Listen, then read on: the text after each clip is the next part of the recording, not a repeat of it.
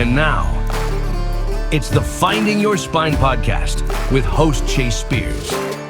Welcome back to the Finding Your Spine podcast, where we call you to live and lead boldly in the truth. I've got a really neat guest today. Former U.S. Navy SEAL William Brown is calling in from the Sky River Ranch in New Hampshire. Bill, it's awesome to have you here with me today, man. I'm really excited to jump in with you. It's an honor to be here with you, Chase, and I really love the name of your podcast, Finding Your Spine, because I think one of the issues that happened with our nation and how we kind of got off track a bit was for too long, too many good men and women weren't speaking up, especially with veterans, police officers, and firefighters, men and women who put it on the line for our country. And I think one of the examples that President Trump has shown us is that sometimes good men and women have to stand up and fight back. Yeah, I think there's the old adage about things only go to hell in a handbasket when good men stand by and do nothing. And you're not that kind of guy. You're not a man who's been willing to sit by and do nothing. I mean, your whole life is defined by action. I mean, you served for, I think it was a total of 8 years as a SEAL. Is that correct? That's not quite correct. 8 years in the Navy, about 6 years in the SEAL teams, and the rest going to BUD/S or boot camp and A school.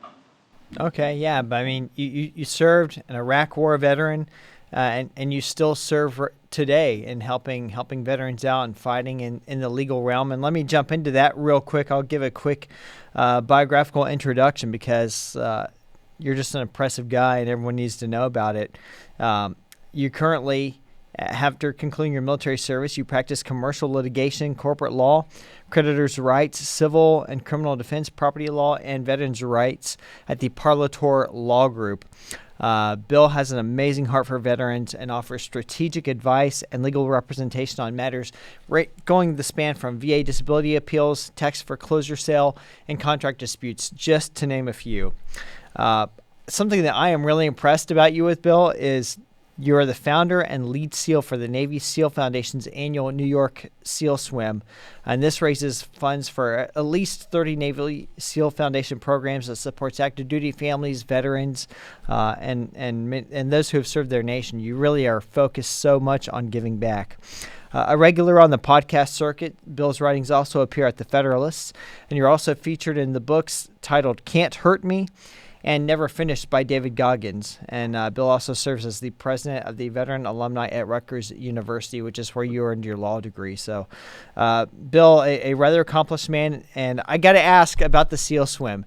How did that get started? I see the pictures every year, and there was a part of me that thought momentarily, like, I should try to go do that thing. And then I read 3 Mile Swim, and I was like, just visiting. Hey, Chase, like a lot of endeavors and projects, a lot of different variables that kind of played into it. I think the first was I had a friend, David Goggins. We went through BUD/S together. We were in Iraq together. And when I was getting out, I was going to a community college at first, and I saw that he did this ultrathon marathon in Badwater. And it was pretty intense kind of endeavor, through Death Valley. And it was, I believe it was like over 100 miles. I'm not quite sure, 125 miles, I believe. But the physical endeavor was one part. The other big part was that he used it to raise money for the Wounded Warriors Foundation. And that kind of, when I would get out and train for my runs, when I was going through that community college, I would play some of his YouTube videos, and that would kind of fire me up. And it was a good way for me to kind of purge out some stress. One of the other things that happened was when I had a buddy of mine named Shannon Roche, another SEAL. He started to swim out in, I believe it was in North Carolina, called the Lake Norman. It's called LKN SEAL Swim. And we swam Lake Norman. But Lake Norman's 15 miles in length. And so what we did is we had two boats. We had one boat, and it had a group of Dam Neck SEAL Team 6 guys. And then it had the second boat, guys, they call me like vanilla SEALs, guys who were from the regular SEAL teams. And what we did is we would swim for like 15 minutes, we would tag out, and then we would hang out together in the boats and just kind of talk and just have a good time. And we finished up at the end, and the fire department had their fireboat out there, and they had this huge water display, and there was this patriotic bar and grill, and there was hundreds of people out there with big American flag, and that's the way we all got out to do that last leg and swim it in together, and that had a big impact on me. And fast forward things a little bit, when I was going through undergrad, I noticed when I was in undergrad, all the scholarships were for everybody else but veterans, and it was every type of diversity group you can imagine but veterans. When I went to the student campus center, they had all the flags for the different varsities and fraternities, and then all for the different student groups, and they had nothing for veterans. So myself and another veteran named Efrain Gonzalez, we ran 65 miles from Rutgers, Camden to Rutgers, New Brunswick straight. It took us 11 hours, 33 minutes. And it was kind of a cool event because I kind of piggybacked off David Goggins. I knew he was a phenomenal athlete. I'm not the level of athlete he was. I can't do like 130 plus. But we trained pretty hard. We did 65 miles straight. I had the state troopers with me. And I raised about $20K for that scholarship. It was called the Veterans for Education Scholarship. I had a guy in my group who got killed in Afghanistan. So I changed it to the Veterans for Education Jeremy Kane Endowed Scholarship. After I got out of Rutgers for a while, and they're very liberal, woke professors, they wound up taking Veterans for Education off the scholarship. But it's an endowed scholarship, and it still lives on. It's now called the Jeremy Kane Endowed Scholarship at Rutgers. So those victories had an impact, and now fast forward a couple years, and I'm actually an attorney at McCarter and Inglis, which is a very powerful but very politically connected and woke law firm. But while I'm there, I had to go to a federal courthouse in Lower Manhattan, and I was working out of the Newark office, so I took the light rail subway system over from Newark to Manhattan. And the next stop there is the Oculus, and that's basically the World Trade Center. I was a SEAL on 9/11, and so that had a big impact on me. So when I would have to walk to the lower courthouse in Manhattan, I'd have to walk right by the World Trade Center. And then a week later, I had to go to a courthouse in Jersey City, and at that courthouse, I'm driving down a turnpike. One way, I see the Statue of Liberty to my right, on my peripheral. Then on the left, I see it on my left side. And I kind of thought about it, and I was like, as the crow flies, the Statue of Liberty to the World Trade Center, they're not that far. And I said that the only thing that separates them is the Hudson. And so I figured out I was going to raise some money for a good foundation that helps out veterans. And I got a bunch of SEALs together. And the first group we raised money for was the GI Go Fund. Then we raised money for the Uncommon Grit Foundation. Now last couple of years, we raised money for the Navy SEAL Foundation. And I'm going to find another foundation to work with next year on it, probably Tunnels to Towers. But it's a beautiful group. It's always about honoring the men and women who put it on the line for our country, honoring those who lost their lives for our country, and sending a patriotic, positive message of unity. And Pete Hegseth, the Secretary of War, he was a champion of that event. He swam with us the first 3 years. I actually sent him a text message this morning to, number one, congratulate him and President Trump on the historic day that they had and getting peace in the Middle East and getting all those remaining hostages brought home alive to their families. And also to give them a shout out to this great, beautiful event for veterans I just went through these last 3 days at the Equine Immersion Project. And it's a beautiful event here at the Blue Sky Ranch, and what it does for veterans here. I had to let the Secretary of War know, just because it's such a powerful event, and it definitely helped me reset my compass.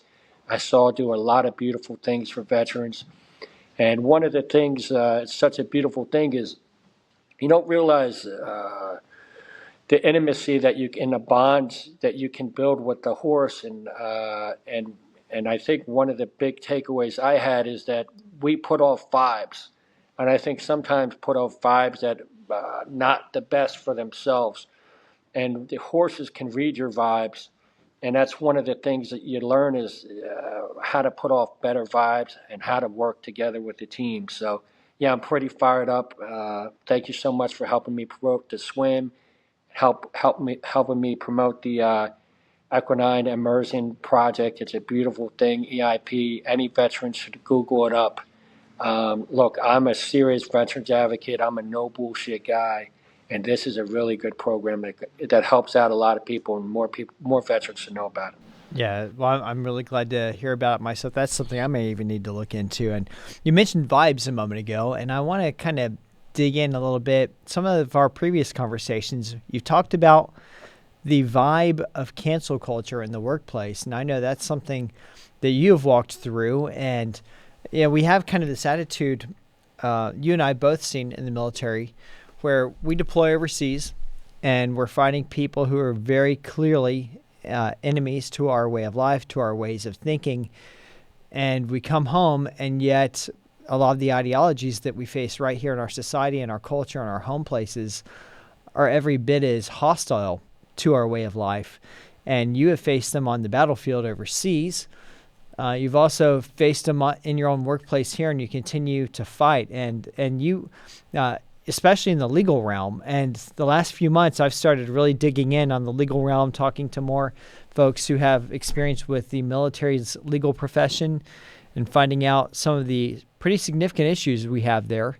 And this is something that you have really been hard at work on yourself. Can you kind of dig in and share that story with our listeners here, what you experienced and your willingness to push through on it and endure the sacrifice that it brought? Yeah, actually, I'm honored too, and I think it's a big point that a lot of veterans, a lot of Americans really don't understand the depths to it. You look at what happened to President Trump, or you even look what happened to General Mike Flynn, who's a friend of mine, or even you look what happened to Mayor Rudy Giuliani. These are all great Americans. And one of the things that they used is they used lawfare against them. And it breaks my heart because I thoroughly believe in due process. But I think when you look at one of the greatest threats to democracy, really, in my history, in my lifetime, and even in a historic purpose, when I really evaluate our nation and the history of our nation, it came recently, where you had attorneys, federal and state prosecutors, that really tried to subvert the will of the people to elect a president. And to take them off the ballot, to put them in prison, to bankrupt them. You see what they did to, literally they had the FBI raid the President Trump's house, go through, it's a total disgrace the way they used the political henchmen in the federal agencies, but specifically attorneys. And I'm going to be sincere with a lot of people, veterans out there that don't understand how bad it really is. The majority of the law schools are very, very, very far left. I'm not talking leaning left. I mean very far left. And I ran into that at Rutgers Law School, 100%.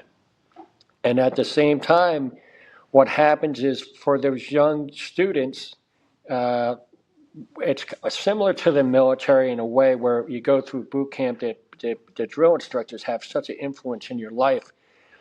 In law school, it's very similar, and maybe even greater to some extent, because in law school, your GPA means everything. What clerkships you're going to get into, what type of law firms you're going to get hired.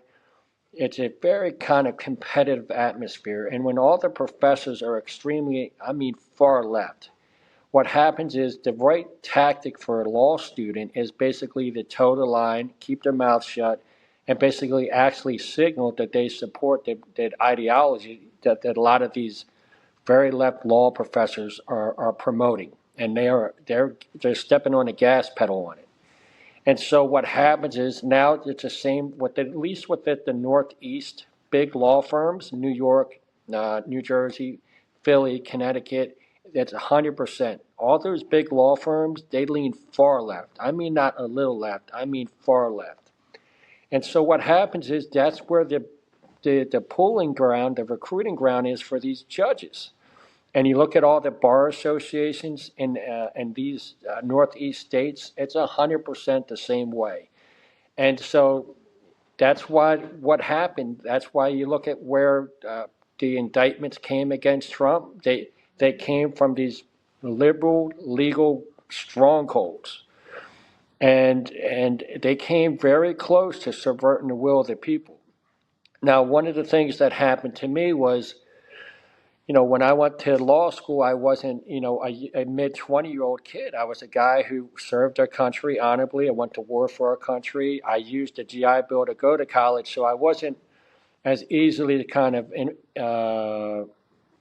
influenced, easily prone to type of the big press on a legal woke ideology that they were pushing out there like a fire hose. And so I ran into some disagreements with some of the professors there, and it continued when I was in law, when I got into a big law. Now, it really hit a nail on the head when the race riots, not the race riots, when the BLM riots happened, because I believe in equality 100%. I think what happened, I think there was a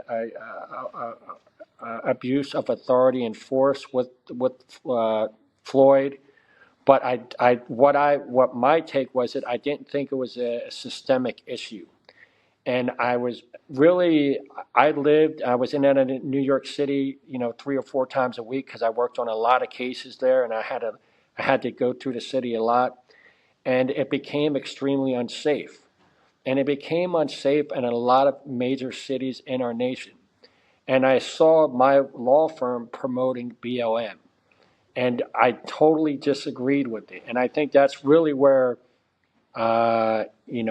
things I started to disagree heavily. And the only type of outlet I had was my social media platform, and I had a significantly large LinkedIn following. And so the firm was promoting BLM on their website and a lot of different venues, and I was against it. Then the indictments against Trump started rolling in, and there were quite a few of them. And as an attorney, I was really devastated by this because I thoroughly believe in our legal system. I believe in checks and balances. I believe in due process. And when I saw what they were trying to do with the, basically, in my opinion, subvert the will of the people, decide who we wanted to be president by removing him from the ballot, putting him in prison and bankrupting him, I was astounded by it. And I felt like I had to speak up because I thoroughly love our country. And I was, and so what happened was the McCarter and English was the law firm, big law firm I was at. And in my opinion, all their legal analysis were totally adverse to Trump. And they promoted a lot of diversity, but in my opinion, in reality, when it came to combat veterans being in their at the law firm, I was, in my opinion, denied a lot of the opportunities that others were to make partner.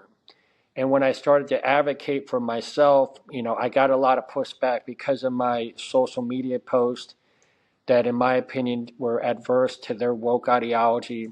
And so all of a sudden, they started to assign me all these child molestation cases representing the Catholic Church. In my opinion, they really tried to get me to self-select my way out. And they really put my nose in shit. It's something I'll never forgive them for. And so, that's one of the ways they tried to cancel me. They tried to pressure me from, in my opinion, from speaking what I believed was, believing in free speech, believing that, BLM was actually a domestic terrorist organization, not something to be promoted, believing that, free speech is important. If you don't have the right to talk about things that you believe in, what right do you really have? Believing all these values that I think are fundamental to our country. And then, to be sincere, calling out the entire legal community for sitting on their hands when you had blatant use of lawfare to try to subvert the will of the people, decide who want to be elected. And so, yes, absolutely, they tried to cancel me. They the way they fired me, they tried to fire me and destroy my ability to earn a livelihood. By labeling me as a racist or a bigot, and anyone who knows me, that's not true. Because they stated that they fired me on the basis that I promoted one of my social media posts, promoted negative perspectives of Muslims and blacks, which is not true. The post itself stated that, it started off to say that there's a lot of beautiful American Muslims, but the truth is the language in the Quran is not tolerant, and that is the truth. The language in the Quran is not tolerant. I'm a lawyer.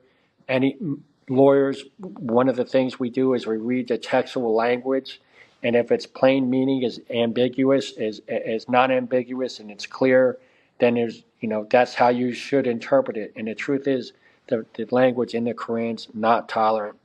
And I was truthful in my observation of that. And one of the things I stated, that one of the reasons why there's in my opinion, a antisocial and dangerous type of jihadist ideology in Islamic culture is because of the root cause of some of the language in the Quran. And I kind of equated it to what happened, in my opinion, in the early 90s with a lot of the rap music, and that promoted kind of these antisocial values and glorified violence and drug use. And then I stated it had a huge negative impact on the black youth, is similar to the some of the jihadist ideology has on the Islamic youth. And so I stand by everything I said then. I stand by that now, and I stand by free speech. Yeah, I'm glad you do, and I wish more did. And it's really kind of curious to me how, correct me if I'm wrong, but that law firm that you mentioned a moment ago, that's in the New York City area, is it not? Yeah, kind of very interesting on that. One of the issues I ran into with them is they would send out these big firm-wide emails where they would promote a lot of the kind of woke ideology type of causes. Now, I believe in diversity 100%, but to me, true diversity is diversity of thought, not just kind of basis, in my opinion, shallow diversity that's based on racial kind of stereotypes. I believe that true diversity means, diversity of merit. And so they had issues. They would promote a lot of these causes, which majority of them I didn't have an issue with, to be honest with you. But they failed to send out an email during 9/11. And so, like, I sent out an email to the D&I committee at the firm and their social justice project. And I said, hey, like, how come you sent out an email, these firm-wide emails for all these diverse causes that I don't have an issue with, but how could you, like, not send one out honoring those lost on 9/11? And to be sincere, I was I was really kind of shocked by it, because they had an office in one of the World Trade Centers and one of the Twin Towers before. And now, they have a different office in Manhattan now. And now they, in my opinion, they intentionally didn't want to remember and honor 9/11 because, who caused 9/11? The truth was that the Islamic jihadists caused 9/11 and caused the death of 2,977 Americans. And in my opinion, the firm basically wanted to steer away from honoring and remembering those losses because it didn't fit their woke ideology. And so, it's ironic that McCarter and Inglis is absolutely out of New York and New Jersey, Connecticut, all the major, Boston, Miami. It's a big law firm. It's the most powerful and oldest law firm in New Jersey. But what when we talk about having a spine, we talk about why it's so important for good men and women to speak up, is because what happens is when you don't speak up and others do, they're driving the car, and they were driving this country right off a cliff, and the legal community was leading the way. And so, one of the other ways about fighting back isn't just in going on podcasts, which I do. It's also, I sued them. And one of the things that I was astounded by, and you look about it, is I sued them. I had a couple counts, but 2/3 of my counts was based under the New Jersey law against discrimination. Now, it's kind of interesting. They filed a motion to dismiss, and New Jersey is a very liberal state. And the New Jersey law against discrimination includes 23 protected classes, every diversity class you can imagine except for veterans. And so on their motion to dismiss, I took a haircut. And basically that means that they had 2/3 of my complaint dismissed. But they didn't really kind of see what I was trying to do. I wanted to highlight, my complaint wasn't totally dismissed, but I wanted to highlight the fact that how messed up New Jersey is and how messed up the legal system is towards veterans. Now, here you have a law that's made to protect diverse minority classes from discrimination, and they have 23 protected classes, but not veterans. And so now with my case, I was able, because it's a very high profile case in New Jersey, I was able to highlight that. And now it's at the point now where there's actually a law, 2 bills to amend it. And all they have to do is put them on the floor for a vote.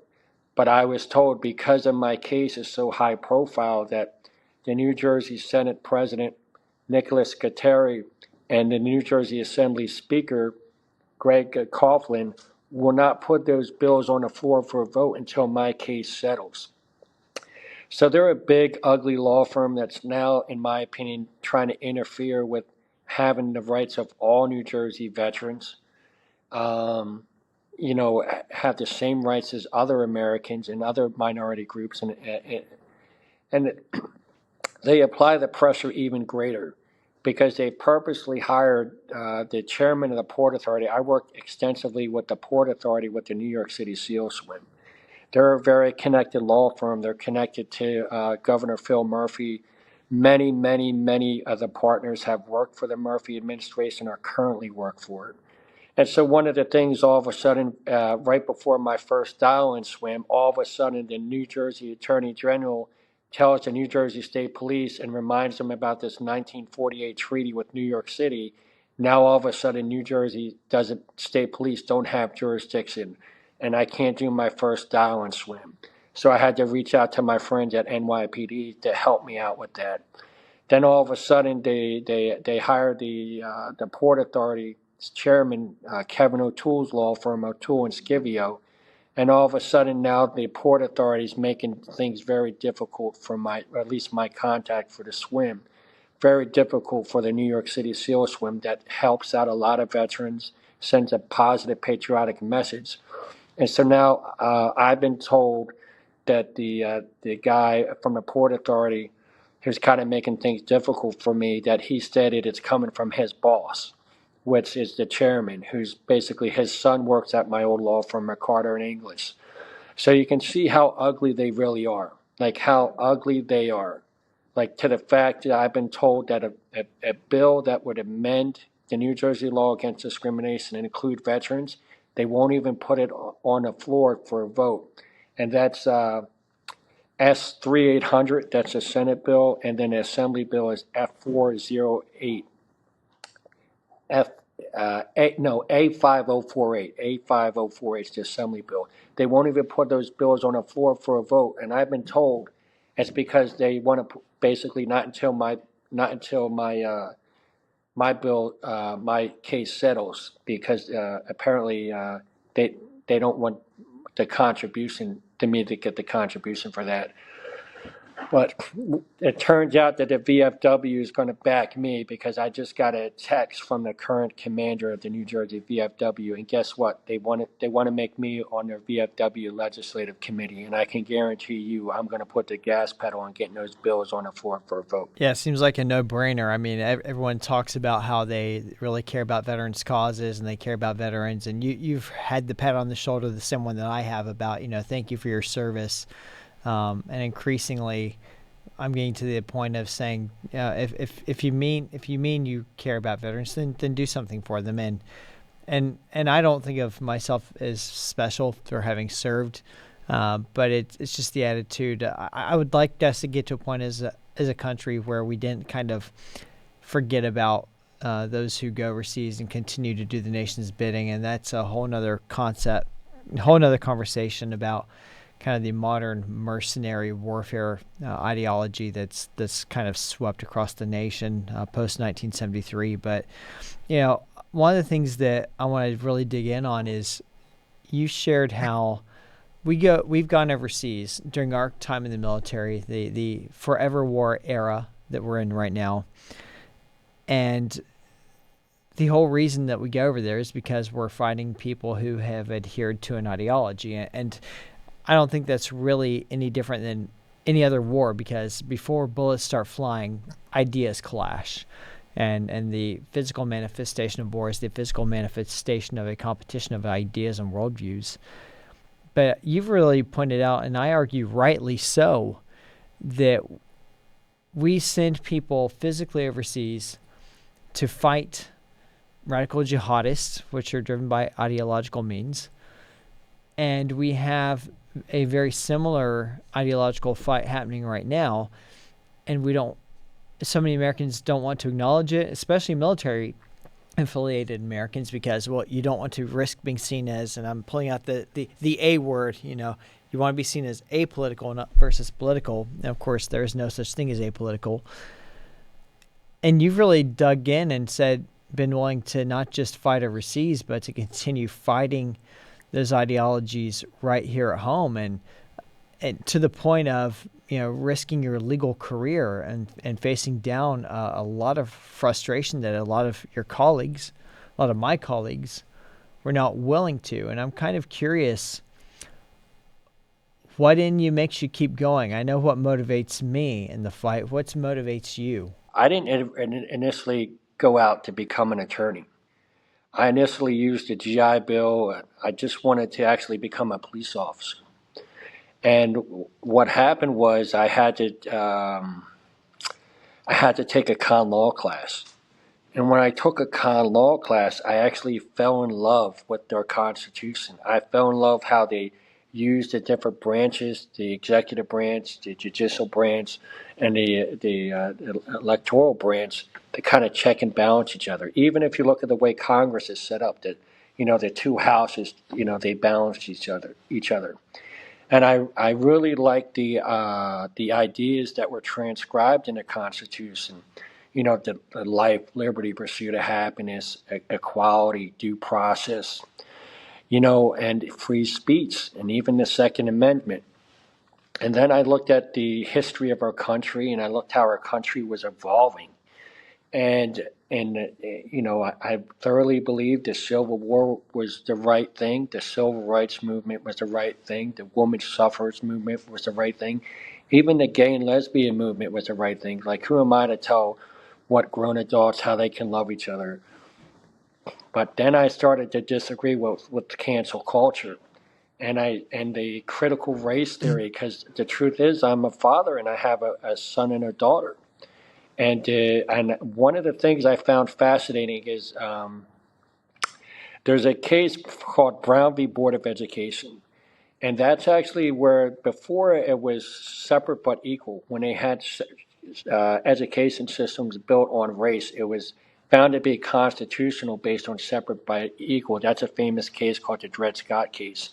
But in Brown v. Board of Education, the Supreme Court ruled that there couldn't be a separate but equal, because the psychological damage that was having on black youth by being in basically inferior school systems had a huge impact on basically their whole mentality and perspective on life.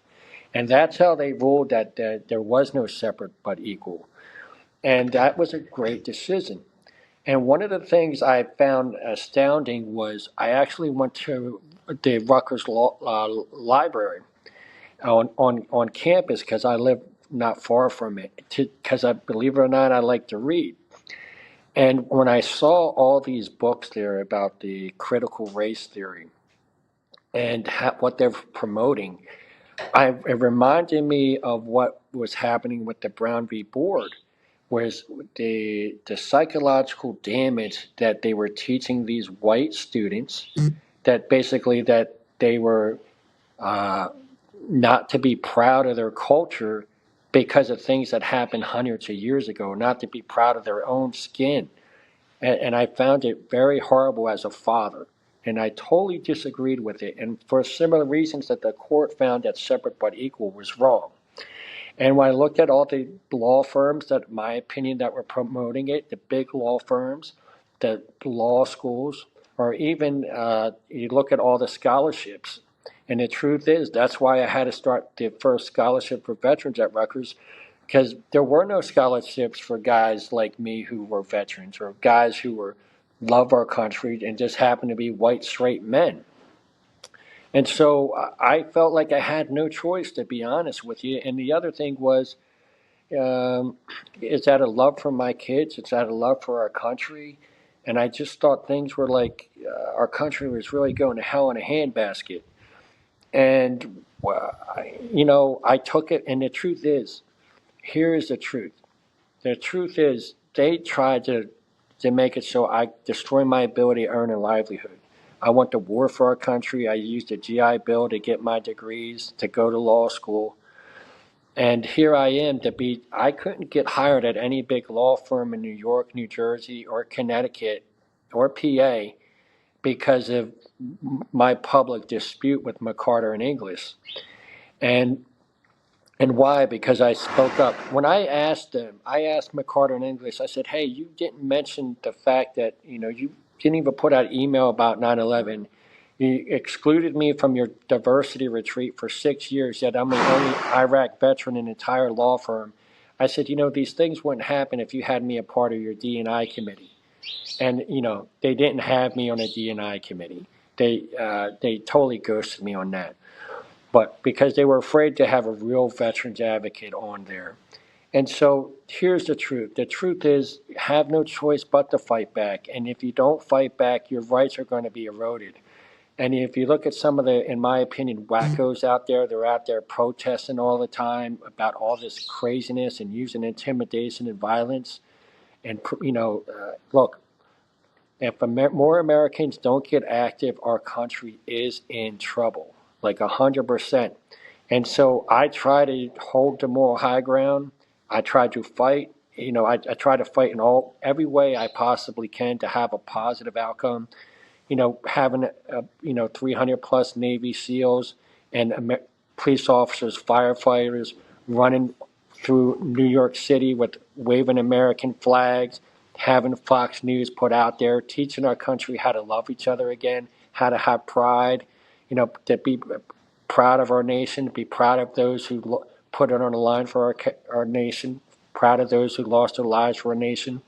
Like, I'm doing everything I possibly can, suing big woke law firms that treated me like shit because I love this country, in my opinion, because I love this country and stood up to their woke ideology. Like, if we have to speak up, and one of the true beautiful things about what you're doing, these podcasts are real grassroots. And it's hard, before they had a monopoly, they canceled so many of us when they had the power to. Kicked us off Facebook, kicked us off IG, kicked us off every social media there was, to try to limit our voice. So I think it's so important for us to continue to raise our voice. And the more good men and women that speak up, the more good men and women are going to have the courage to do the same. No, I totally agree. This is not a time to sit down. It's not a time to wring hands. And that's one of the things that really frustrates me a lot of the times. I'll see people saying, woe is us. We're in such a bad predicament. Oh, the nation's just kind of going off a cliff. And it's just one lament dirge after another lament dirge after another lament dirge.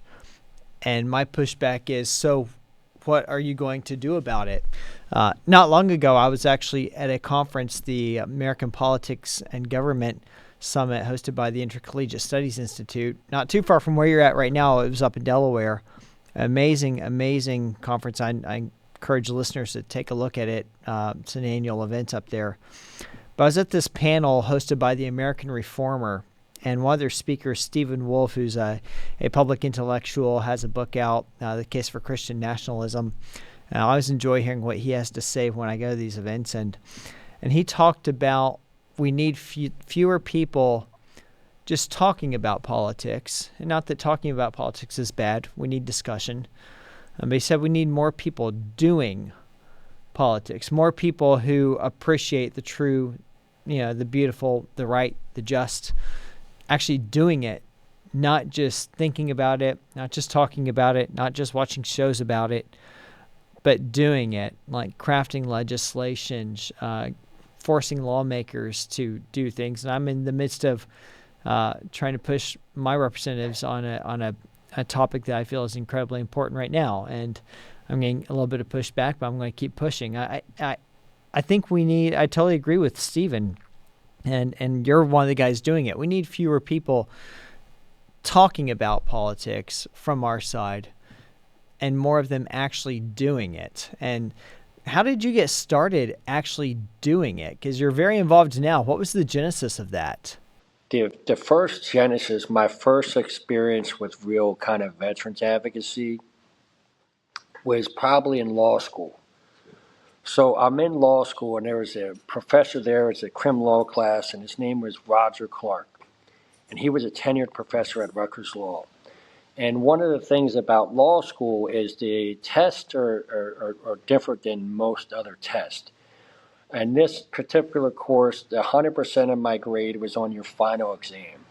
And so every attendance really isn't a factor too much, or there's no assignments or things like that. Everything's based on your final exam. So everybody gears up really hard on their final exam.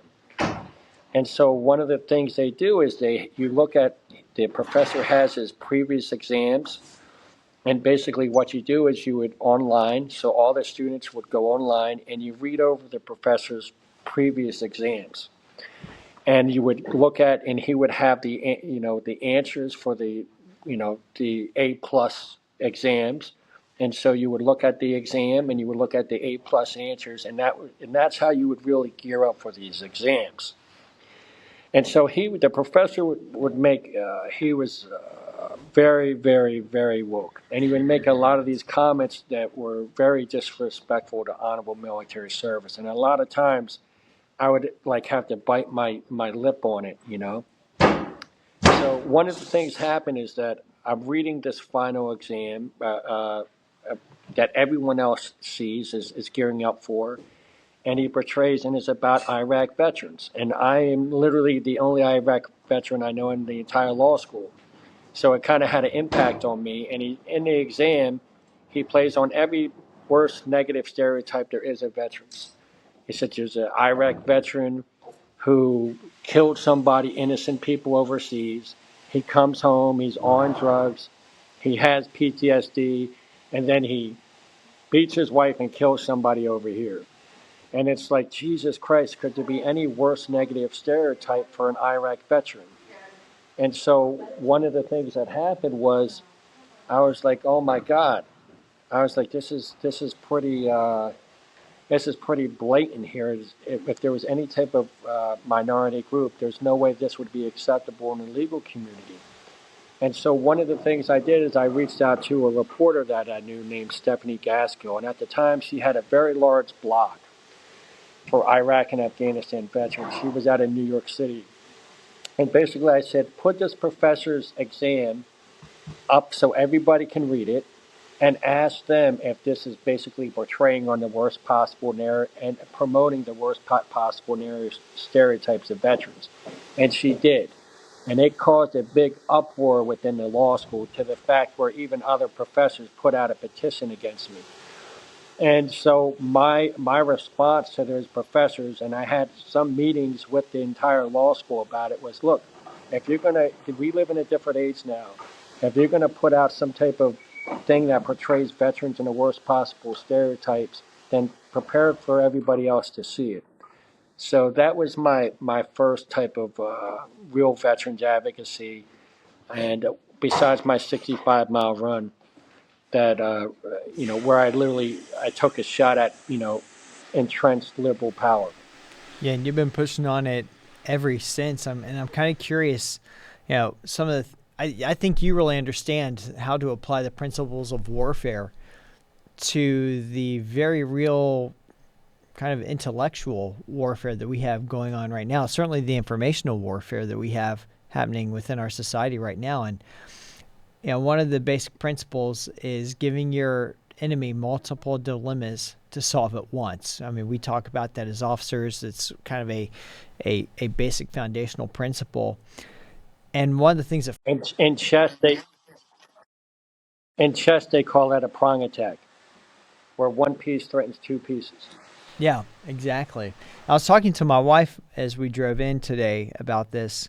I think one thing that frustrates me a lot is, particularly on the conservative side, and let's keep in mind what that root word is. It's to conserve, to preserve, to protect, to defend. It's not just whether you wear a red hat or a blue hat. It's about, are you trying to conserve and preserve the foundational ideals of this nation, the constitutional ideals upon which we were founded. And I'm often frustrated by those who are on this side wanting to preserve the nation and hand it down intact to our children, our grandchildren, is we tend to sit back and always play on the defense, because the progressives, those who are trying to march forward and those who believe that it is their job to, in their words, not mine, dismantle and deconstruct America, they're not concerned about whether what they do is principled or even if it's legal. They move forward, and then they pretty much dare you to sue them, and they always kind of keep us on the defense. And I would argue we need to flip that around. Like, we need, in defending something, sometimes you have to be proactive, and you're very proactive, which is something I very much appreciate about you. And I'm kind of curious, when you and I both run in some similar circles, what do you say to people who say, hey, look, I agree with the cause, but I don't want to get in the fight, or it's just too much of a hassle, or what if they sue, or what if they make it difficult? Clearly things that do not stop you. What do you try to say to them? Well, I have that, especially in the New Jersey veterans community. For instance, I organized a march of a bunch of veterans that I had signs made to basically encourage New Jersey lawmakers to basically have those two bills that would include veterans on the New Jersey law against discrimination, and to get it on the floor for a vote. And I had a bunch of signs made for that, and there were some veterans who were very cautious of it, and because they didn't want to make waves with the Senate President of New Jersey and the Assembly Speaker of New Jersey, who were basically not putting those bills on the floor for a vote. And I said, look, there's only one way things change, and that's by action. And I said, we're acting. I said, if you're worried about them not, being upset because you called them out, I said, they're already not helping you. I said, they're already not doing right. It really doesn't matter. I said, things aren't going to change by your way. And to be sincere, I told them, and these are some leaders in the New Jersey veteran community, I said, kissing ass ain't working. And so I'm trying a new tactic. And so one of the things, the way I look at it is, you're always going to have, most people are called, risk adverse. So you're always going to have a segment of any population that's risk adverse. The thing is, we need to act, but one of the ways we need to act is we need to act at holding the moral high ground. And when you fight back, you want to fight back in a way where, that more people than not are going to see why you're doing it. And it's not to the point where, like, Martin Luther King was very successful. When was he the most successful? When he won over the hearts and minds of the American populace.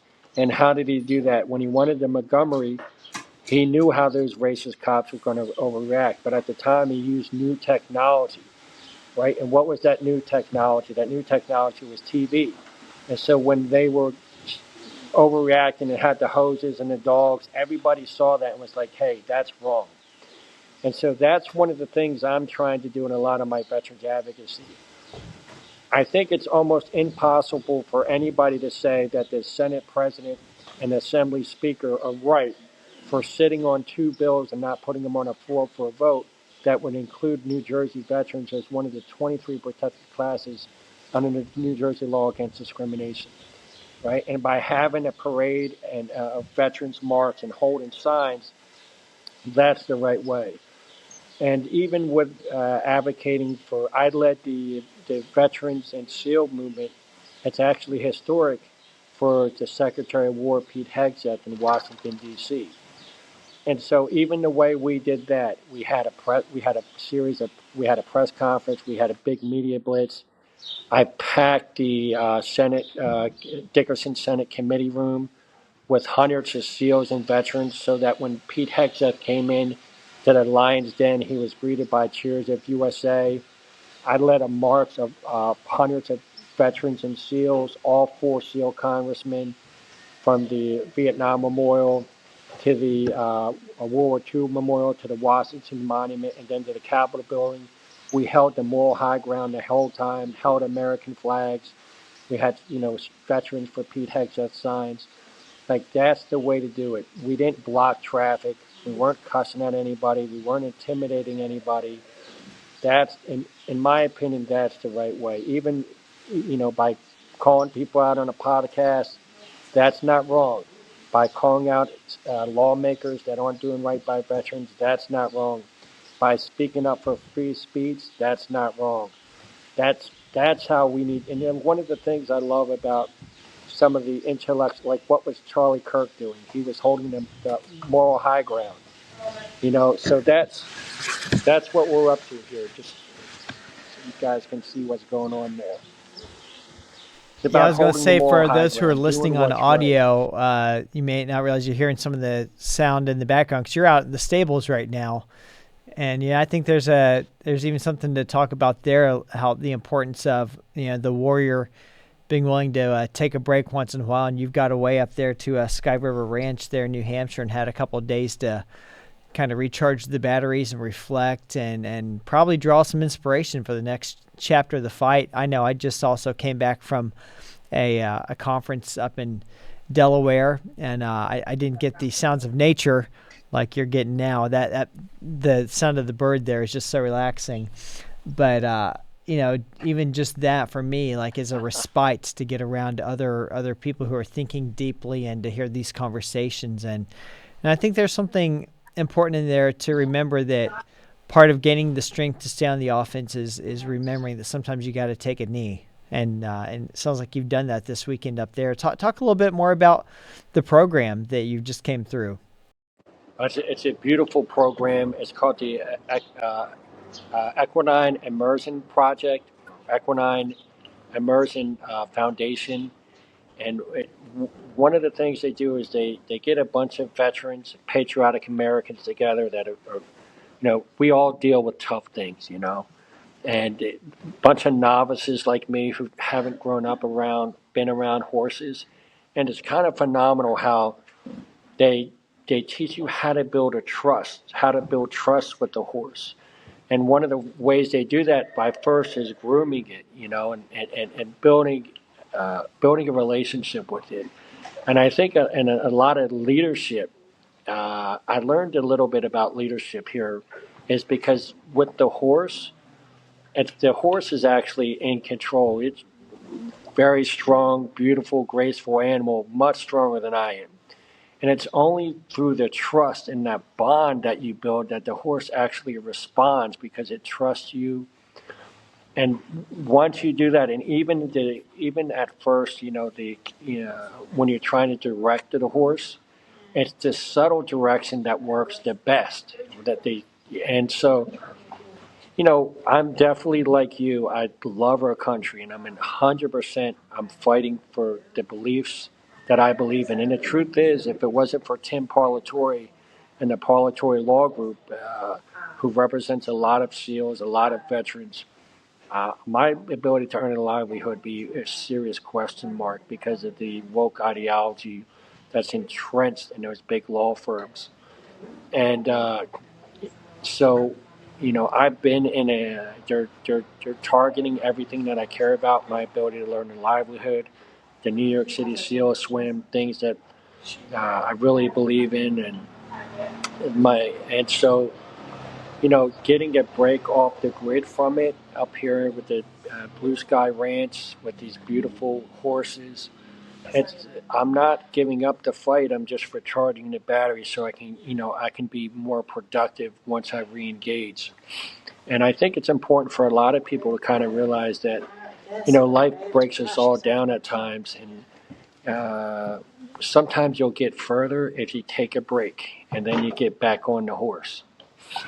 What you quite literally were doing this weekend. That sounds like an awesome program. When we're offline sometime, man, that'd be amazing to go check out myself if that were even an option. But as we kind of wind down here, I want to ask you really get the power of community, and you build community, and you maintain community, and you have thrived in community. Who would you say is someone brave who you look up to, who's inspired you as you're marching forward? Well, I got to say a couple of my heroes. One would be the Secretary of War, Pete Hegseth, who was a champion of the New York City SEAL Swim. And one of the things he did with that swim was at first it was just 33 Navy SEALs. This year was 323. But what he did is he took our swim to help our nation love each other again, to have pride in our nation, to have pride in those who put it on the line for our country, to honor our fallen. And he took that swim and put it in a stratosphere, right? That's what he did. And it's one of the most visual swim events there is. And I think it's one of the most patriotic events in our nation.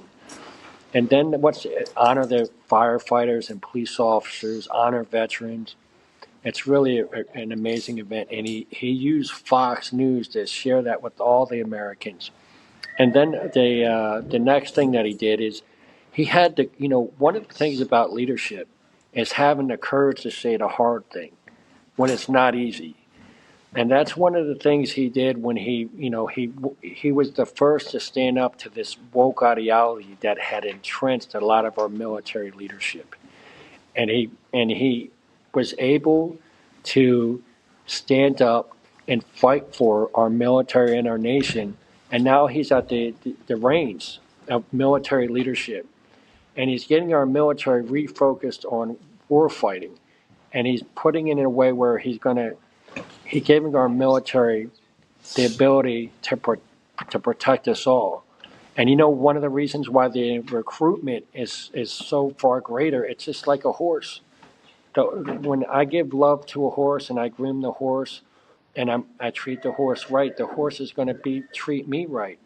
And the truth is, the men and women in the military realize that the Secretary of War, Pete Hegseth, is going to look out for them, that Donald Trump, the President Trump, is going to look out for them. And so that's one of definitely the Secretary of War is definitely one of my heroes. The second is my boss, Tim Parlatore. He's one of the greatest trial attorneys of our day. And you look at some of the cases that he's won, the Eddie Gallagher case, the fellow Navy SEAL that was falsely charged with war crimes. And then you had Hillary Clinton and the whole woke mob trying to influence that case. And he was able to basically use his attention to detail, where he realized during a deposition that the prosecution's star witness was lying about the cause of death and was actually responsible for the cause of death. And he kept that in his hand until perfect timing in trial when he had cross-examination of that same witness to get a good man acquitted of a crime that he didn't commit. And that where you had the whole woke mob rushing to judgment and trying to put him away in prison for the rest of his life. And here on top of it, what does he do? When he realizes that the woke legal community is trying to step on another SEAL, me, and ruin my ability to earn a livelihood, what does he do? He gives me a job to help other SEALs and other veterans. And the truth is, I've been involved in some pretty high-profile cases within the SEAL community that I've done everything I could to keep it within the SEAL community and out of the liberal woke media, because I didn't want those cases to be influenced by their rush to judgment but to be handled the way legal system should be, by thorough investigation and by fair trials. Yeah. Two incredible men to be connected to, and you have their ear much more so than I. Tell them there's always a seat for them down here on Finding Your Spine if they ever want to come share their story as well. But man, I will. It's just been so great having you here. As we kind of get ready to close her out, is there anything that I missed that you'd like to share? Chase, I want to thank you. It's an honor to be here. There's nothing more important than real grassroots. And that's what this podcast is. I like Teresa Carpenter's SOS podcast as well. I love podcasts with real Americans where they're talking about real issues and not celebrity hunting, but really trying to really change our country in the right direction, trying to change our military in the right direction, try to take on this ideology that's basically adverse to the advancement of humanity. When you really think about it, when you're shutting people down and have difference of perspective than you, when you're opening up the borders because your ideas are so bad you need votes, I mean, there's an issue there. When every major city is full of corruption and becomes dangerous to good working Americans, like there's an issue there. And so, thank God right now that President Trump got elected. Thank God that we got Pete Hegseth, that's the Secretary of War. And what we need now more is we need more men and women who love this country in the legal community. If there's one thing I think we really need more of is that, because there's so much influence in the legal community that a lot of Americans don't even understand. Every municipality basically has a township solicitor and their attorney, and they negotiate all the contracts that come in. And every majority of the political parties in each state, in each county, are heavily influenced by attorneys. And then you look at just so many issues as far as what's happening in our law schools and our big, tier one academic universities. Like, these are issues that really need to be addressed, because there's nothing more important than having a right to a fair trial and not having the use of lawfare against you because you have a different political perspective. And until we get more good a balance in the legal community, there's going to be an enhanced threat to a kind of repetitive process that recently played out against President Trump, against General Flynn, against Giuliani, and against others. And so I strongly encourage veterans, if they're looking for a new challenge, to pursue law school and the legal community. Yeah, well, I appreciate that. Well, it's been really an honor to have you here, buddy. I just salute the work that you've done. I salute the work that you're doing. I'm grateful to know you, and I'm really excited just to see where your continued advocacy goes, because you are absolutely a powerhouse voice for veterans, and I think the best is yet to come. If we're anyone who would like to know more about you and follow your work, where can they find you? You can find me on just William Brown Navy SEAL on LinkedIn. That's my preferable platform. I used to be an IG Facebook guy, but when they started stepping on a lot of my friends, and including me, I really kind of stay away from it. I don't want to give any type of it's my boycott to that stuff. If they turn the page one way, they're likely to turn the page again if there's like a Democratic president again, and so I just don't want to be a part of them. I'm also on X. It's because of Elon Musk. He helped save free speech in our country, because the truth is social media is our town hall. And so my handle there is Freedom Spirit 77.